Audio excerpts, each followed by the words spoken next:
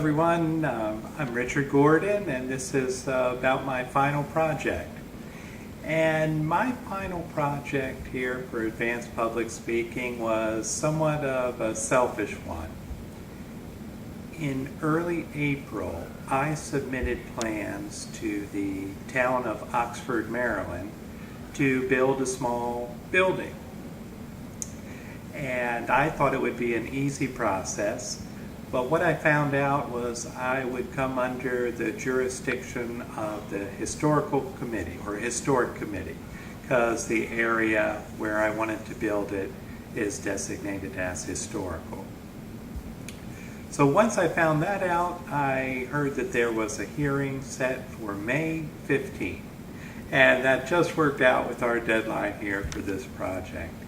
And what was going to happen was I was going to have to present what I wanted to do, why I wanted to do it, and what I wanted to build there before the committee, and they would vote yes or no whether they would approve the building.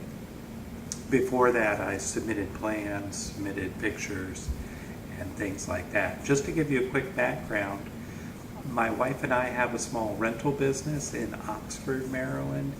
It's on the Tread Avon River. It's about 60 miles north of UMES. It's near St. Michael's, if you've heard of that. It's a nice area. There's a lot of second homes, a lot of tourists come there, so it's a good place for our rental business.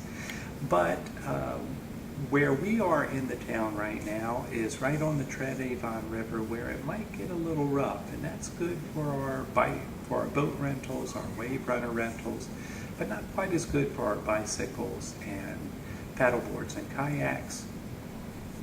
We're not in the hubbub of the town, so this new building would be right on the property of the Robert Morris Inn, and it would overlook where the ferry comes in from Bellevue. It's kind of almost the center of town where everyone will come and go from. So this would be very advantageous.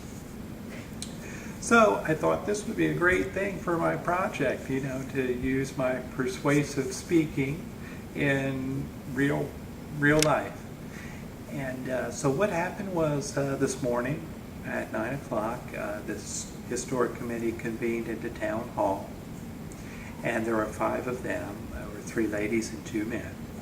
And so I was the only thing on the docket. It was a special meeting.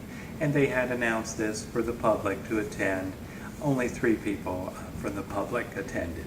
So it was I, the owner of the Robert Morris, named Ian, the town manager, Cheryl, 3 from the public, and 5 committee members.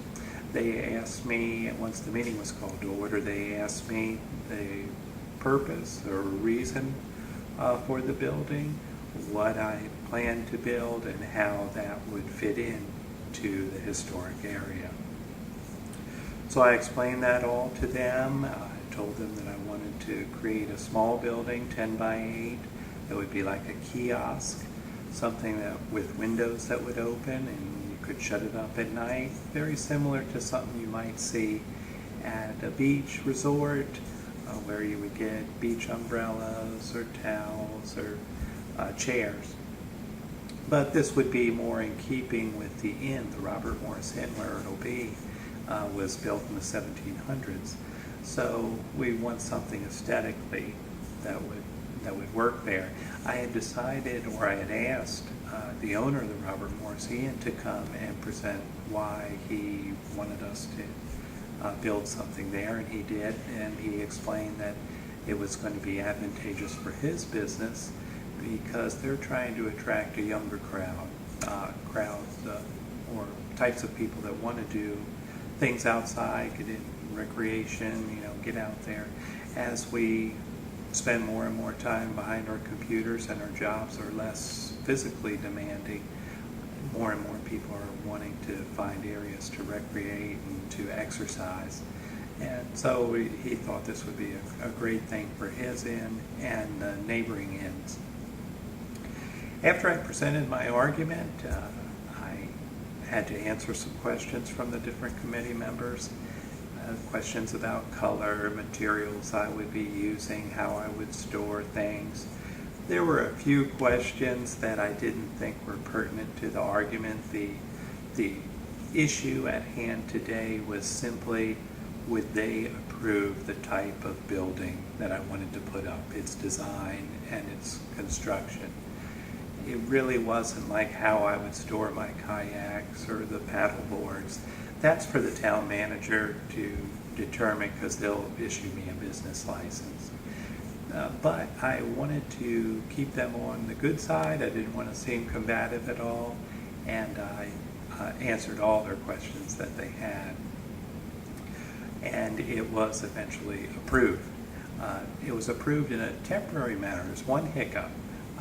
The building was labeled as temporary, and I put it as such because it won't have a foundation, a firm foundation. It'll be like a garden shed or a shed you see on the side of the road that's dropped off. It'll be able to be moved. But they thought that meant that it'll be taken down at the end of the season around November. And I said that I would do that, of course, if that's the way it would be approved, but it does increase the cost of me doing business. And I would hope that maybe once they saw it, they would feel more comfortable in leaving it up year-round when it was closed. And they said that that was something they could revisit late in the summer or early in the fall. But during this whole process, before I went in and while I was there, I thought a lot about what we had read and learned in our class here. I wanted to start off with being very credible. I already had some of that because we've had a business in town for 3 years, and so I didn't know the people directly. They knew of the business. They know that we've been in good standing, so this is a credible operation. I wanted to present my arguments concisely. It's not so much argument, just my point of view, my purpose, concisely, logically.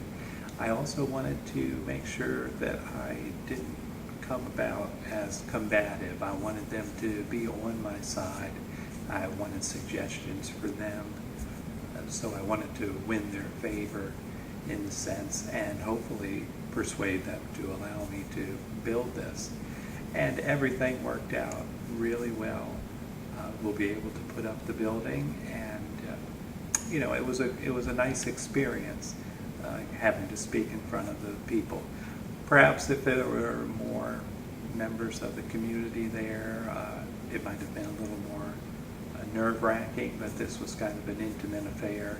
But nonetheless, it was a public record and in front of people that I didn't know. But thank you very much for listening, and thanks a lot for the class.